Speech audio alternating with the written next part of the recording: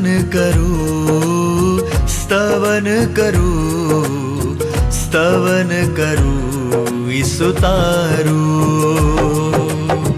वचन सुनीने ग्रहण करूं सहु, तेने पंथे चालू। स्तवन करूं, स्तवन करूं, स्तवन करूं ईसु तारूं। વાલા મિત્રો, આજના સ્તવન બાઇબલ અભ્યાસ કાર્યક્રમમાં ફરી એકવાર આપનું પ્રેમથી સ્વાગત છે. આજે આપણે યર્મિયાના પુસ્તકના અંતિમ ભાગ તરફ આગળ વધવાના છીએ.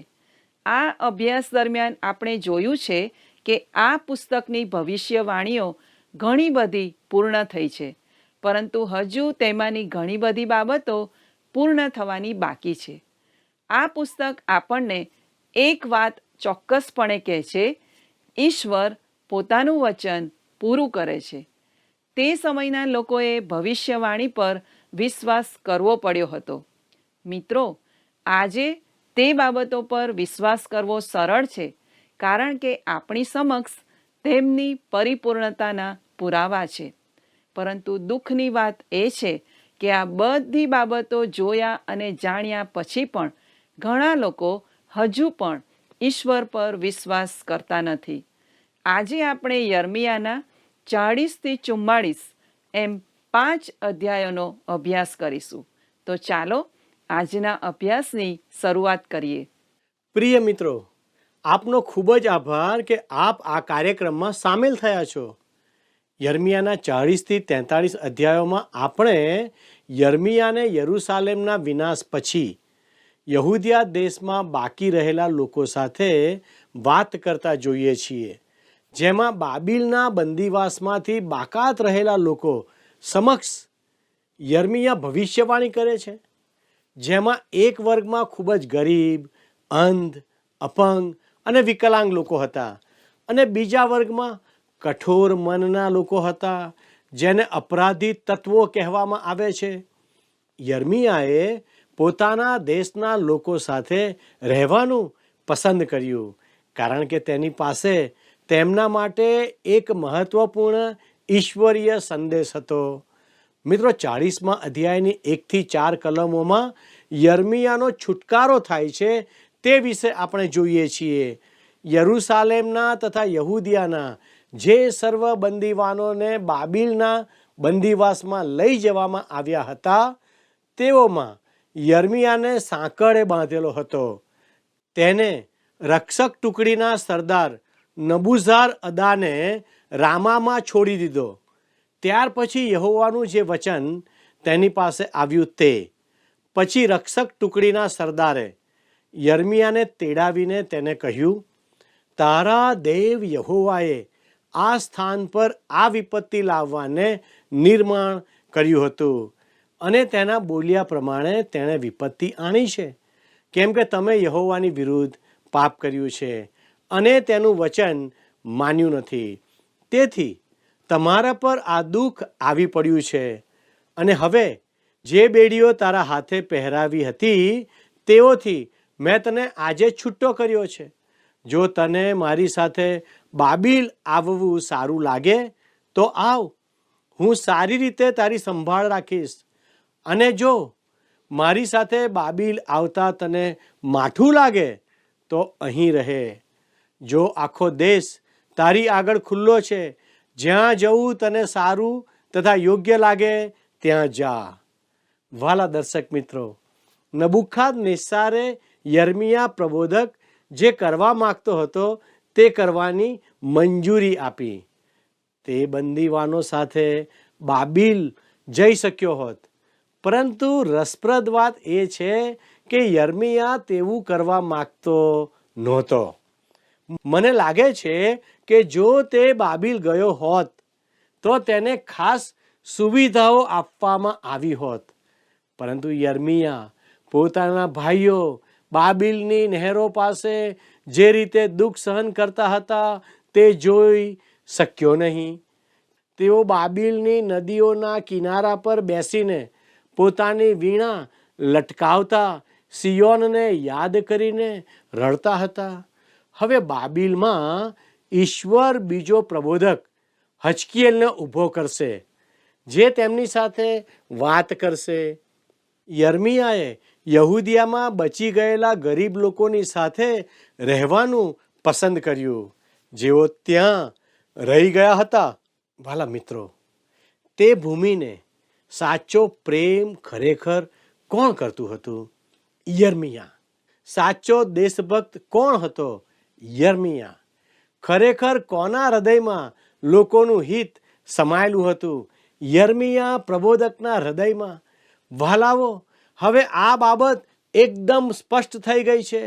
તમને યાદ હશે કે યર્મિયાએ આ લોકોને નબુખાદનેસ્સાર રાજાની શરણાગતિ સ્વીકારવા વિનંતી કરી હતી. વહાલાઓ, મારું માનવું છે કે જો તેઓએ ઈશ્વરના આદેશોનું પાલન કર્યું હોત અને શરણાગતિ સ્વીકારીને સ્વેચ્છાએ ગયા હોત, તો તેઓ બંદીવાસમાં ગયા ન હોત.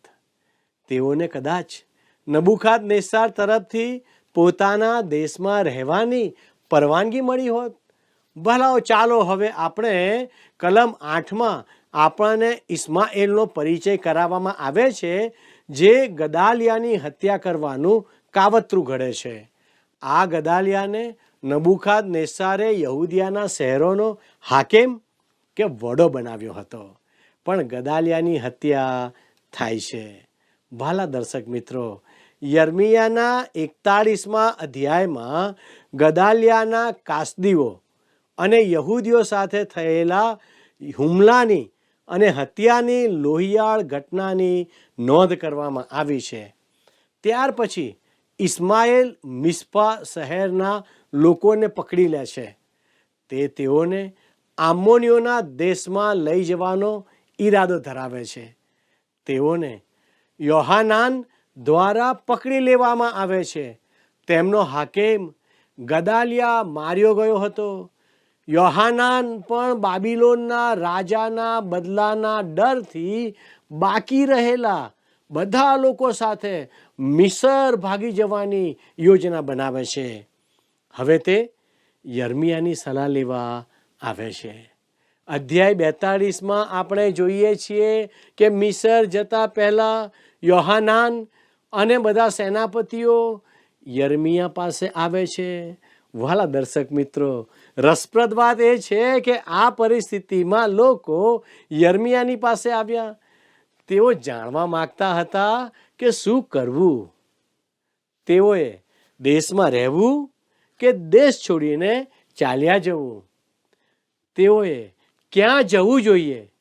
વહાલા દર્શક મિત્રો, આવો આપણે યર્મિયા પ્રબોધકનું પુસ્તક તેનો 42મો અધ્યાય 1 થી 3 કલમો વાંચીએ.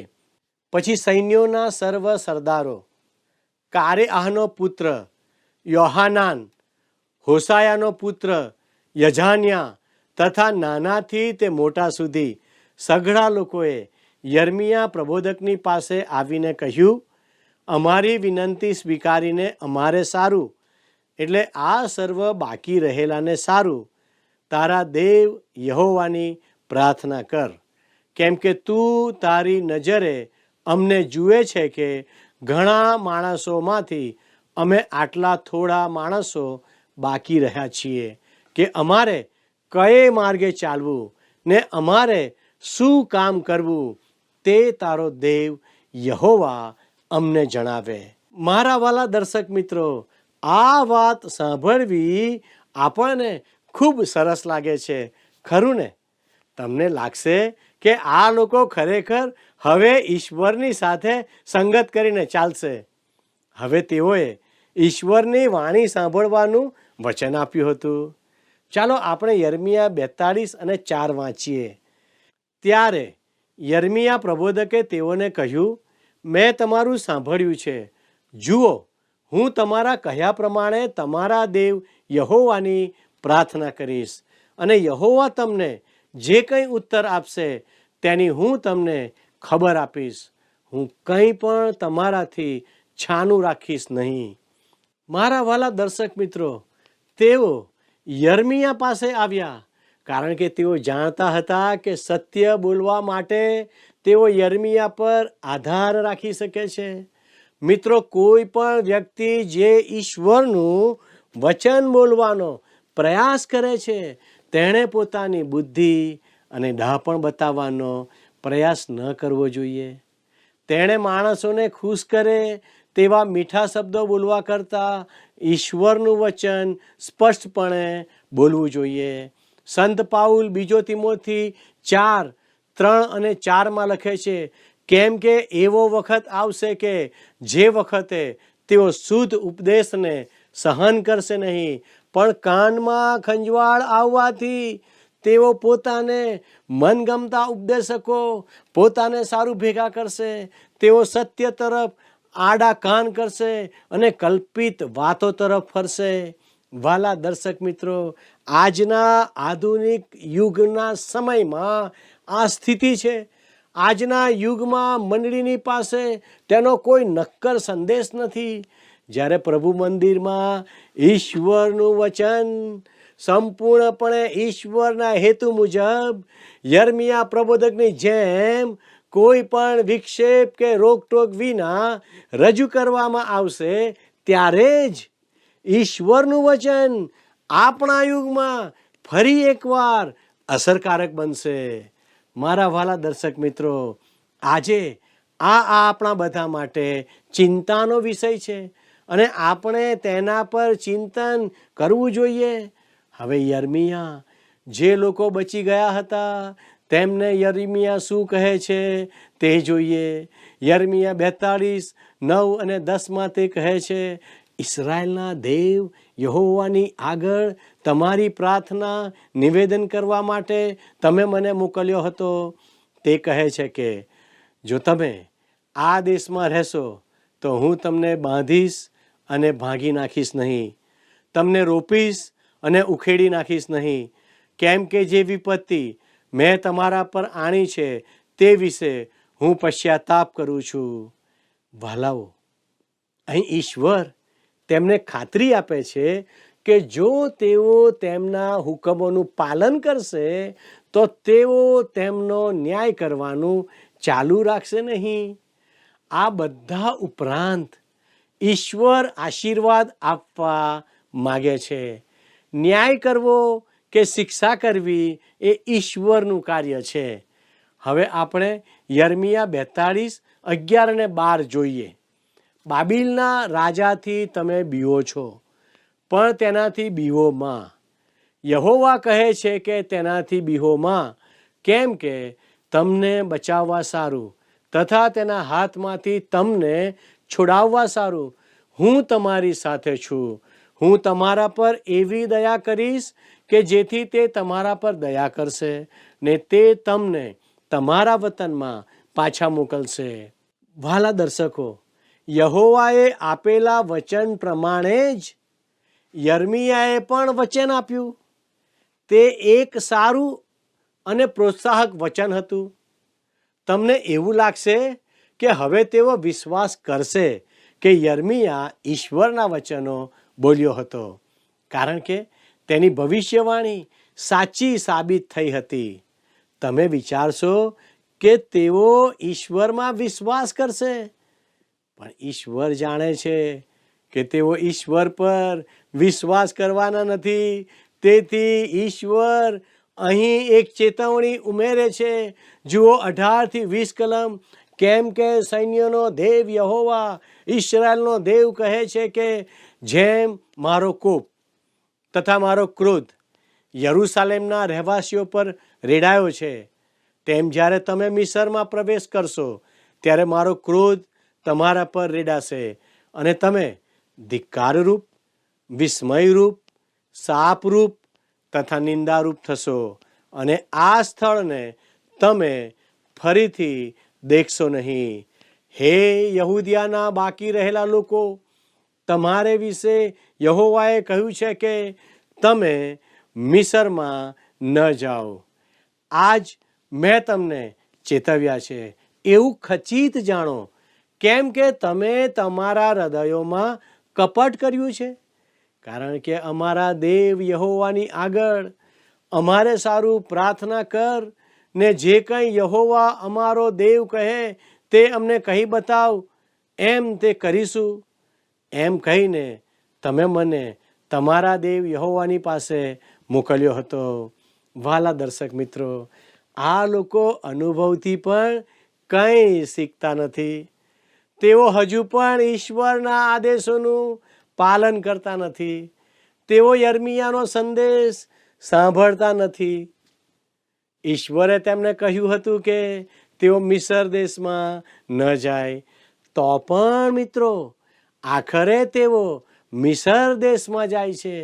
વાલા દર્શકો, હવે આપણે 43 અને 44 અધ્યાયમાં મિસર દેશમાં બાકી રહેલા લોકો વિશેની ભવિષ્યવાણી જોઈએ. હવે આપણે આ પુસ્તકની ભવિષ્યવાણીના છેલ્લા વિભાગ પર આવી ગયા છીએ. અહીં મિસર દેશમાં યર્મિયાના છેલ્લા દિવસોની ભવિષ્યવાણીઓ છે અને તે 51મા અધ્યાય સુધી વિસ્તરે છે. મિત્રો, 43 અને 44મા અધ્યાયમાં મિસરમાં બાકી રહેલા લોકોને ઈશ્વરના વચનો આપવામાં આવ્યા. અહીં પણ યર્મિયાના સંદેશાનો નકાર કરવામાં આવે છે. આવો યર્મિયા 43 1-3 વાંચીએ. તેઓના દેવ યહોવાએ તેઓની પાસે યર્મિયાને જે વચન કહેવાને મોકલ્યો હતો તે સર્વ વચન જ્યારે યર્મિયા સર્વ લોકોની આગળ બોલી રહ્યો, ત્યારે હોસાયાના પુત્ર અઝારિયાએ કારેઆહના પુત્ર યોહાનાનને તથા સર્વ ગર્વિષ્ઠ માણસોએ યર્મિયાને કહ્યું, તું જુઠ્ઠું બોલે છે.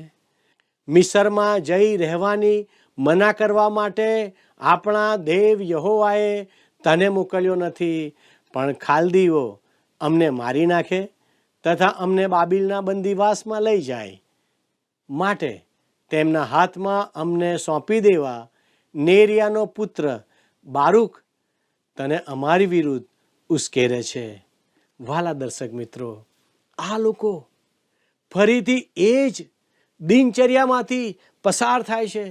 તેઓ કહે છે કે ઈશ્વરે ખરેખર યર્મિયાને એવું કહ્યું નથી. હવે આ લોકોને આશા હતી કે યર્મિયા તેમને મિસર દેશમાં જવાનું કહેશે, પણ તેને બદલે યર્મિયા જણાવે છે કે ઈશ્વર તેઓને મિસર દેશમાં ન જવા કહી રહ્યા છે. હવે 5-7 કલમો વાંચીએ. પણ જ્યાં જ્યાં યહૂદીઓને નસાડી મૂકવામાં આવ્યા હતા તે સર્વ દેશોમાંથી યહૂદિયાના દેશમાં રહેવા માટે પાછા આવેલા યહૂદી લોકમાં જે બાકી રહ્યા હતા તેઓ એટલે પુરુષો, સ્ત્રીઓ તથા છોકરા, રાજાની કુંવરીઓ તથા રક્ષક ટુકડીના સરદાર નબુઝાર અદાને જે માણસોને સાફાનના પુત્ર અહીકામના પુત્ર ગદાલિયાના હાથમાં સોંપ્યા હતા, તેઓ સર્વને તથા યર્મિયા પ્રબોધક તથા નેરિયાનો પુત્ર બારૂક એ બધાને લઈને કોરેઆહનો પુત્ર યોહાનાન તથા સૈન્યોના સર્વ સરદારો મિસર દેશમાં રહેવા ગયા. તેઓએ યહોવાનું વચન માન્યું નહીં અને તેઓ તાપાન્હેસમાં આવ્યા. યોહાનાન અને સેનાપતિઓ બાકી રહેલા લોકોને મિસર દેશમાં બળજબરીથી લઈ ગયા. મિત્રો, જેમાં પ્રબોધક યર્મિયાનો પણ સમાવેશ થાય છે. તેથી તેઓ તાપાન્હેસમાં પાછા ફરે છે, જે સ્થળ મિસરના ગોસેન દેશમાં જ્યાં ઇઝરાયેલ પ્રજાની શરૂઆત થઈ હતી તેની નજીક છે. તેઓએ યર્મિયાને તેની ઈચ્છા વિરુદ્ધ પોતાની સાથે આવવા માટે બળજબરી કરી, પરંતુ તે હજી પણ તેઓને ઈશ્વરનો સંદેશો જણાવી રહ્યો છે. મિસર દેશમાં બાકી રહેલા લોકોને ચેતવણી આપતા યર્મિયા પ્રબોધક 43મા અધ્યાયની 8 અને 9 કલમમાં લખે છે, ત્યારે તાહપાન્હેસમાં યહોવાનું વચન યર્મિયાની પાસે આ પ્રમાણે આવ્યું, તું તારા હાથમાં મોટા પથ્થરો લે ને તાહપાન્હેસમાં ફારૂનના મહેલના દ્વારની પાસેની ફરસબંધીમાં યહૂદીઓના દેખતા તે પથ્થરોને 6 થી ઢાંકી દે. વાલા દર્શક મિત્રો, હવે તેઓ પાછા મિસર દેશના ઈંટના મકાનોમાં આવી ગયા છે. આપણે જોઈ શકીએ છીએ કે ઈશ્વરની આજ્ઞાનો ભંગ તેમને આગળ વધવામાં મદદ કરતું નથી. તેઓ ત્યાં જ પાછા આવી ગયા જ્યાંથી તેઓએ શરૂઆત કરી હતી. યર્મિયા 43:10-11 જણાવે છે, અને તેઓને કહે, સૈન્યોનો દેવ યહોવા ઇસ્રાયેલનો દેવ કહે છે કે જુઓ, હું મારા દાસ બાબિલના રાજા નબુખાદનેસ્સારને તેડી મંગાવીશ, ને જે પથ્થરો મેં સંતાડ્યા છે તેઓ પર તેનું રાજ્યાસન ઊભું કરીશ, અને તે પોતાનો ભવ્ય મંડપ તેઓ ઉપર ઊભો કરશે. તે આવીને મિસર દેશને પાયમાલ કરશે. મરણને માટે નિર્માણ થયેલાઓ માર્યા જશે, ને બંદીવાસને માટે નિર્માણ થયેલાઓ બંદીવાસમાં જશે, ને તરવારને સારું નિર્માણ થયેલાઓ તરવારથી માર્યા જશે. વહાલા દર્શક મિત્રો, નબુખાદનેસ્સારથી બચવા માટે તેઓ મિસર દેશ તરફ ભાગી ગયા, પરંતુ ઈશ્વર નબુખાદનેસ્સારને મિસર દેશ કબજે કરવાની પરવાનગી આપે છે. જો તેઓ ઈશ્વરની આજ્ઞા પાડીને પોતાની ભૂમિમાં રહ્યા હોત તો તેમની સ્થિતિ વધુ સારી હોત, પરંતુ હવે તેઓની સ્થિતિ વધુ ખરાબ થવાની છે. ટૂંક સમયમાં જ તેઓ ફરીથી નબુખાદનેસ્સારને આધીન થશે, પરંતુ હાલમાં તેઓ પોતાના વતનથી દૂર છે, અને નબુખાદનેસ્સાર રાજા તેમને ગુલામીમાં ધકેલી દેશે. હવે યર્મિયા 44માં મિસર દેશમાં રહેલા બાકી લોકો દ્વારા ઈશ્વરની આજ્ઞા પાળવાનો સંપૂર્ણ ઇનકાર કરે છે. તેની નોંધ કરવામાં આવી છે. ફરીથી ઈશ્વર ધીરજપૂર્વક સમજાવે છે કે યહૂદિયાના આક્રમણ અને ઉજ્જડતા માટે તેઓ જ જવાબદાર છે. આવો આપણે યર્મિયાનું પુસ્તક 44મો અધ્યાય તેની 2 અને 3 કલમો વાંચીએ. સૈન્યનો દેવ યહોવા ઇસ્રાયેલનો દેવ કહે છે કે જે સર્વ વિપત્તિ હું યરૂશાલેમ પર તથા યહૂદિયાના સર્વ નગરો પર લાવ્યો છું તે તમે દીઠી છે. જુઓ, તેઓ હમણાં ઉજ્જડ થઈ ગયા છે, ને કોઈ માણસ તેમાં રહેતું નથી, કારણ કે તેઓએ પાપ કરીને મને રોષ ચઢાવ્યો છે. એટલે તેઓ કે તમે કે તમારા પૂર્વજો જે અન્ય દેવોને જાણતા નહોતા તેઓની આગળ ધૂપ બાળવા અને તેઓની ઉપાસના કરવા તેઓ ગયા. વાલા દર્શકો, અહીં ઈશ્વર ફરીથી તેમની શિક્ષા માટેનું કારણ જણાવે છે. 44મો અધ્યાય 7 અને 8 કલમમાં લખ્યું છે, તેથી સૈન્યનો દેવ તથા ઇસ્રાયેલનો દેવ યહોવા કહે છે કે તમે શા માટે પોતાના જીવની વિરુદ્ધ અતિ દુષ્ટ કામ કરીને પુરુષ તથા સ્ત્રી, બાળક તથા ધાવણું એ બધાનો યહૂદિયામાંથી નાશ કરો છો, ને તમારી પાછળ કોઈને બાકી રહેવા દેતા નથી. જ્યાં તમે રહેવા ગયા છો તે મિસર દેશમાં અન્ય દેવોની આગળ ધૂપ બાળીને તમે તમારા હાથની કૃતિથી મને રોષ ચઢાવો છો. એથી તમને કાપી નાખવામાં આવશે, અને સર્વ પ્રજાઓમાં તમે શાપરૂપ તથા નિંદારૂપ થશો. વાલા દર્શક મિત્રો, ઈશ્વરના પ્રેમનું કેવું પ્રગટીકરણ!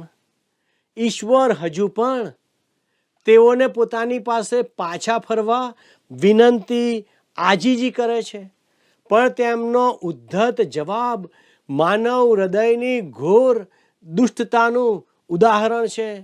આપણે યર્મિયા 44:16 અને 17 વાંચીએ. જે વચન તે યહોવાને નામે અમને કહ્યું છે તે વિશે અમે તારું માનીશું નહીં, પણ અમે અમારા પૂર્વજો, અમારા રાજાઓ તથા અમારા સરદારો યહૂદિયાના નગરોમાં તથા યરૂશાલેમના મહોલ્લાઓમાં જેમ કરતા હતા તેમ આકાશની રાણીની આગળ ધૂપ બાળવા વિશે તથા તેની આગળ પૈયારપણો રેડવા વિશે અમે જે માનતા લીધી છે તે પ્રમાણે અમે અવશ્ય કરીશું, કેમ કે તે વખતે તો અમારી પાસે પુષ્કળ રોટલી હતી અને અમારી સ્થિતિ સારી હતી ને અમે વિપત્તિ જોઈ નહોતી. વહાલા દર્શકો, હવે તેમનો ન્યાય કરવામાં આવે તે સિવાય કંઈ બચ્યું નથી, કારણ કે તેઓ ઈશ્વરની પાસે પાછા ફરવાને બદલે અન્ય દેવો તરફ પાછા ફરે છે. મિત્રો, આપણા વિશે શું આપણે ઈશ્વરને બાજુ પર મૂકીને અન્ય બાબતોને મહત્વ આપી રહ્યા છીએ? ઈશ્વર આપણને આજે તેમની પાસે પાછા ફરવા ચેતવણી આપી રહ્યા છે. પસ્તાવા સાથે ઈશ્વરની પાસે પાછા આવો. ઈશ્વર આ પ્રમાણે કરવા આપ સર્વને મદદ કરો. આમેન. પ્રિય મિત્રો, આજના પાઠમાંથી શીખવા મળ્યું કે પરિસ્થિતિઓ ભયાનક લાગે ત્યારે પણ વિશ્વાસ રાખો કે તે બાબતો ઈશ્વરના નિયંત્રણમાં હોય છે. ઈશ્વર આપણા જીવન માટે એક હેતુ ધરાવે છે. આધ્યાત્મિક રીતે પરિપક્વ અને જ્ઞાની લોકોની સલાહ અને ચેતવણીઓ માટે હંમેશા આપણા મનો અને હૃદયો ખુલ્લા રાખીએ. ઈશ્વર તમને આપેલી સ્વતંત્રતાનો ઉપયોગ તેમની ઈચ્છા અને હેતુ પૂર્ણ કરવા માટે કરો.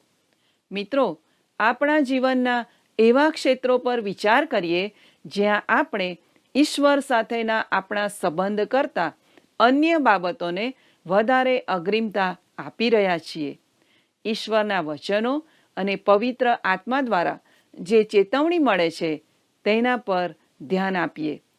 પસ્તાવિક હૃદય સાથે ઈશ્વરની આજ્ઞાઓનું પાલન કરવા માટે પ્રતિબદ્ધ થઈએ. મિત્રો, અમારો સમય અહીં પૂરો થાય છે. જો આપ અમારો સંપર્ક કરવા માંગો છો તો અમારો સંપર્ક નંબર છે 94 29 37 56 10 9429375610. આજના પ્રશ્નનો જવાબ પણ આ નંબર પર અવશ્ય આપશો. મિત્રો, આજનો પ્રશ્ન છે, યહૂદિયાના શહેરોનો હાકેમ કોણ હતો? એ યર્મિયા, બી ગદાલિયા, સી ઇસ્માએલ, ડી યોહાનાન. મિત્રો, અમારા ગત પ્રશ્નનો જવાબ છે સી યહોનાથાન ચિટનીસના. આભાર.